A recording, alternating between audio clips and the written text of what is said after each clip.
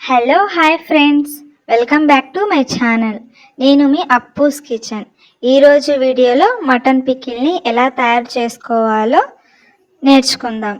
నేను చెప్పినట్లు చేస్తే మటన్ పికిల్లో ముక్క గట్టిగా కాకుండా కూరల ముక్కలా మెత్తగా ఉంటుంది.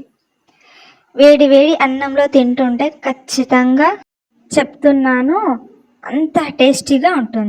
నా మరిన్ని వీడియోస్ కోసం సబ్స్క్రైబ్ చేసుకోని వారు సబ్స్క్రైబ్ చేసుకోండి, అలాగే పక్కనున్న బెల్ బటన్ ప్రెస్ చేయండి. సరే, ఆలస్యం చేయకుండా వీడియో చూసేద్దాం. నేను 1/2 kg బోన్లెస్ మటన్ తీసుకున్నాను. విత్ బోన్స్ అయినా తీసుకోవచ్చు.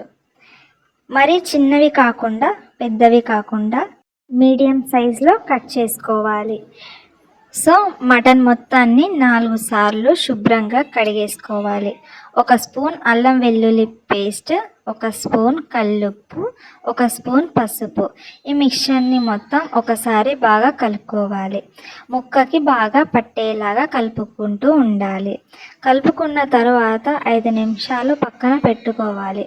అప్పుడే ముక్క మెత్తగా ఉంటుంది. 5 నిమిషాల తరువాత కుక్కర్లో 5 విజిల్స్ వచ్చే వరకు ఉడికించుకోవాలి. ఒకవేళ ఉడకకపోతే ఒక 2 విజిల్స్ వచ్చే వరకు మళ్ళీ ఉడికించుకోవాలి.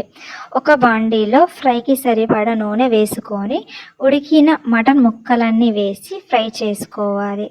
ఎక్కువ నూనె వేసుకోవద్దు, ఫ్రైకి వీలైనంత నూనెనే యూజ్ చేసుకోవాలి. ఇలా గోల్డెన్ కలర్లో వచ్చాక పక్కకి తీసుకోండి. అదే నూనెలో 1 కప్పు సైజు అల్లం వెల్లుల్లి పేస్ట్ వేసి బాగా కలుపుకుంటూ గోల్డెన్ కలర్ వచ్చే వరకు ఫ్రై చేసుకోవాలి. గోల్డెన్ కలర్లో అల్లం వెల్లుల్లి పేస్ట్ వచ్చాక 1 స్పూన్ కారం పొడి వేసుకోవాలి.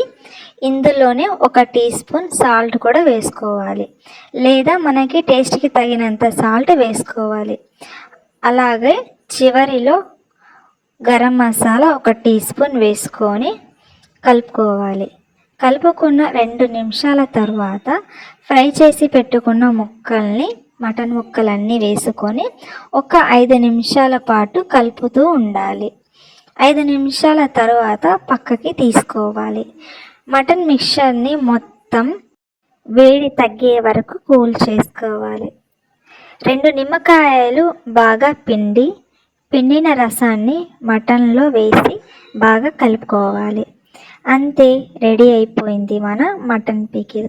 ఈ పికిల్ని వెంటనే కాకుండా 2 రోజులు నిల్వ ఉంచి ఆ తరువాత వేడి వేడి అన్నంలో తింటుంటే అబ్బా అనాల్సిందే. తింటుంటే ఖచ్చితంగా ముక్క గట్టిగా కాకుండా మెత్తగా ఉంటుంది.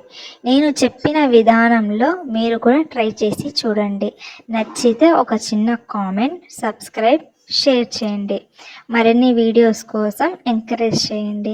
Bye bye. Thank you to watch my video. మళ్ళీ నెక్స్ట్ వీడియోతో కలుద్దాం.